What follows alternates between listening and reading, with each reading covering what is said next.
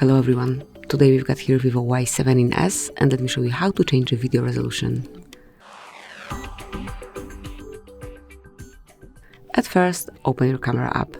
Now mark settings icon and roll more, and here you'll notice default resolution and frame rate under video. So just mark to open, select slow-mo, and actually you have just one option here, mark video, and here you can change for both front and back camera. Let me go back. And in time-lapse you've also got two options, so just mark the quality in which you want to record your videos in.